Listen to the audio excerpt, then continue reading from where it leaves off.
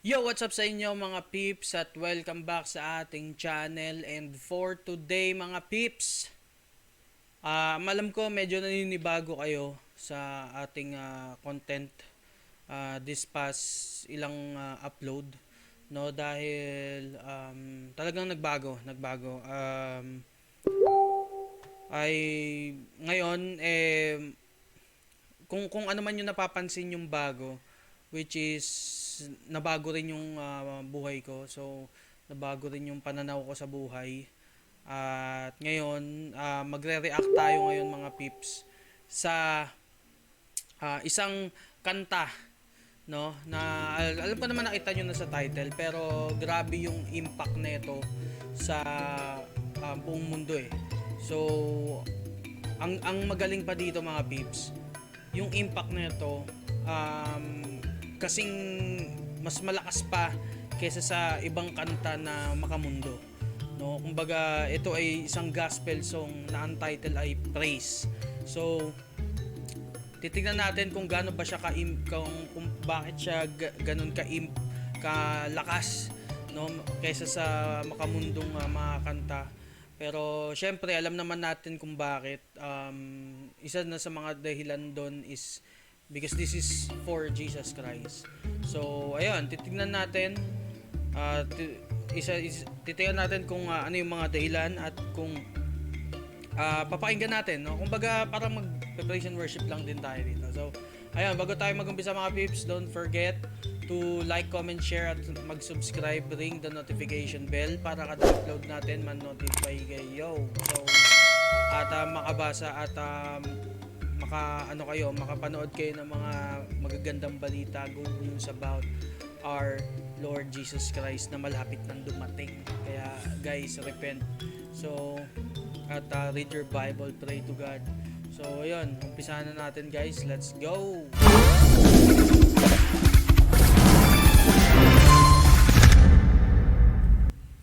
Okay, game.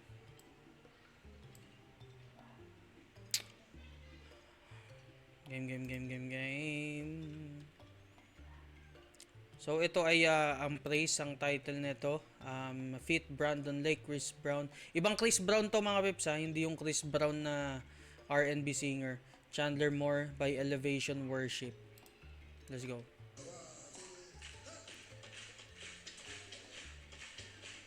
Hey. Dami.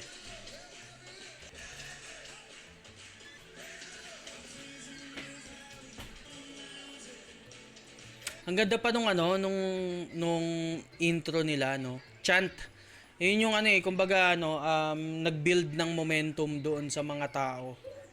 'Di ba? Para alam mo 'yun, ma-hype sila. Maganda yung technique na 'yon para sa isang congregation, sa isang praise and worship. Pero syempre iba-iba pa rin naman ng style. Pero ang pinaka-importante dito mga peeps is nag-worship tayo kay Lord. So sa mga next episode natin ng MC Reacts, magre-react naman tayo sa mga old gospel musics. Dahil ayun, para alam mo 'yon, mamaya mag-share din tayo ng verse about dito.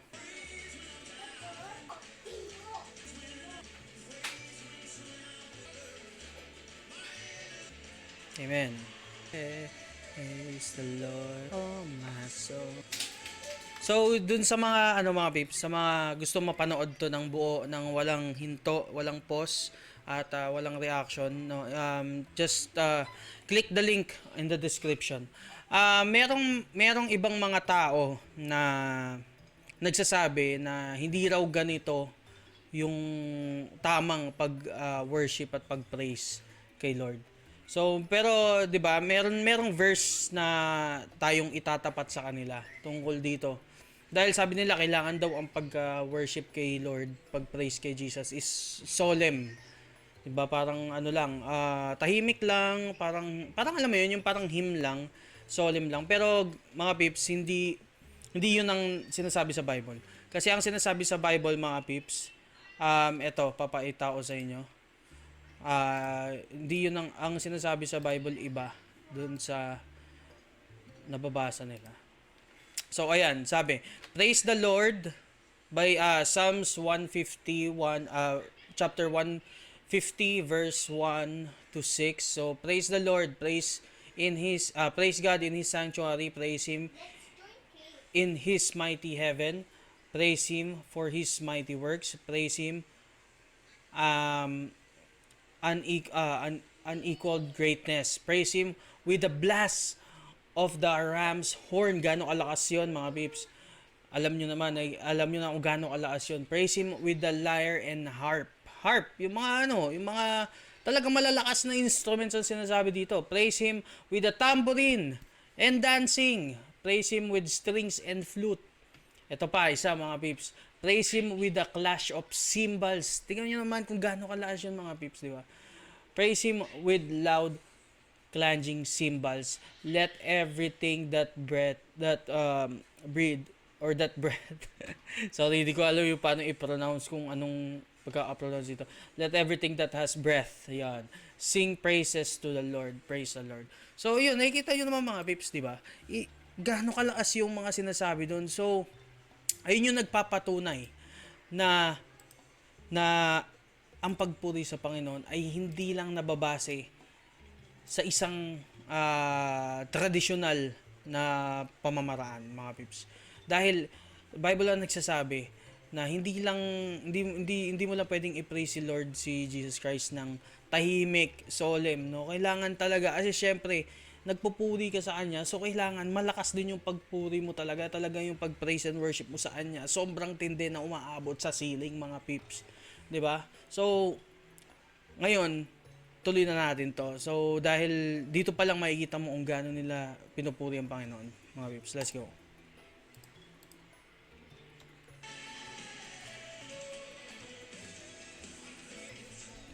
Okay. Hey. Tsaka masaya lang, di ba? Siyempre pag nagpupuri ka sa Panginoon, kailangan masaya ka. Kahit kahit may problema, kailangan talikutan mo lahat ng problema mo. Dahil si Lord na ang bahala doon. Si Lord na ang mag-aayos ng lahat ng problema mo. Basta yung pananalig at faith mo is matibay sa Kanya. Isa rin sa mga naging impact dito, mga pips. Dito sa dito sa kantang ito is yung anong tawag doon, yung melody mismo nung kanta is parang chanting. Kumbaga sobrang daling sundan ng congregation. Kaya pati sa mga nanonood dito sa YouTube, talagang hindi nila mapigilang hindi panoorin. Kasi tignan nyo mga pips, this is 2 years ago with 199 million views. Ganun karami, mga pips, ang natuwa at na-bless dito sa kantang to. Dahil alam mo yun, maganda siya eh. Kumbaga chanting siya eh. Praise the Lord. Ganda. Hello. Hey. Si Chris Brown, di ko alam kung yun yung nakaputi. Kasing pangalan lang, mga pips.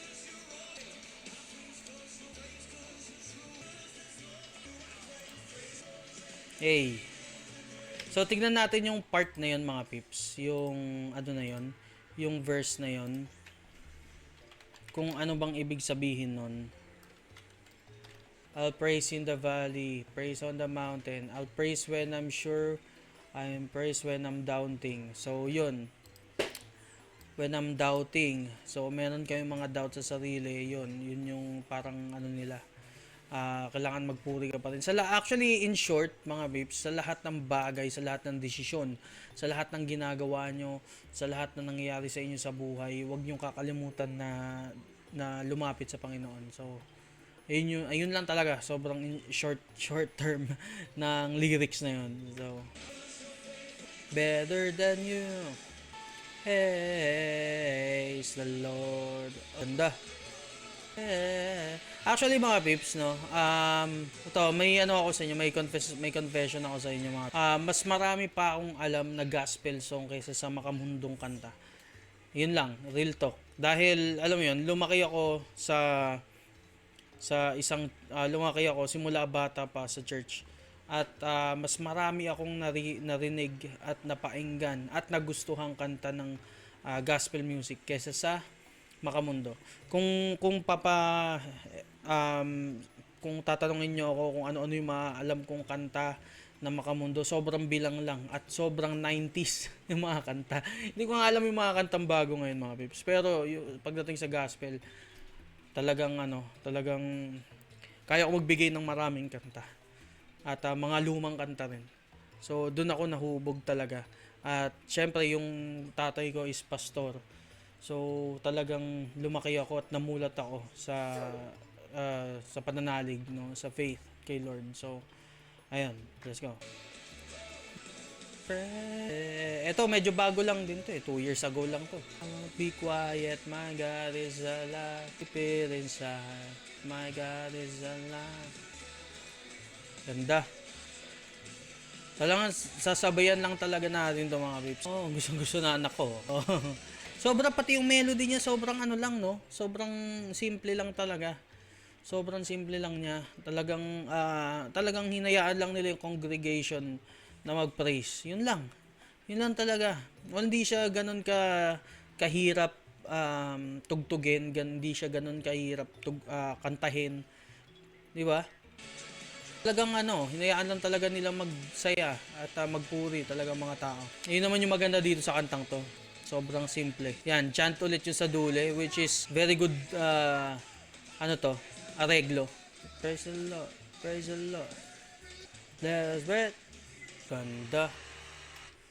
So yun mga pips, ano bang masasabi yung mga pips? Comment down below. At syempre mga pips, ako ang full reaction dito. Sobrang nakaka-bless din tong kantang to.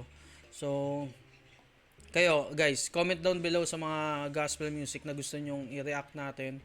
At syempre don't forget to like, comment, share at mag-subscribe, ring the notification bell para kada upload natin man-notify kayo. So, at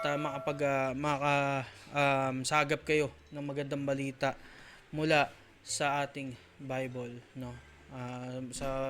Sa salita ng Panginoon mga pips, dahil syempre hindi lang reaction video ang gagawin natin dito. Mag-share din ako ng mga gospel sa inyo, ng mga Bible verse na related sa buhay natin. So ayun, maraming salamat mga pips, at thank you Lord for this day, and thank you Lord for this vlog, and yun, see you on my next vlog, and have a good day. Babush, peace, and God bless sa inyo mga peeps. Yo, tapos na ang kwento pero wag kang aalis. Next vlog ni M siguradong malupit.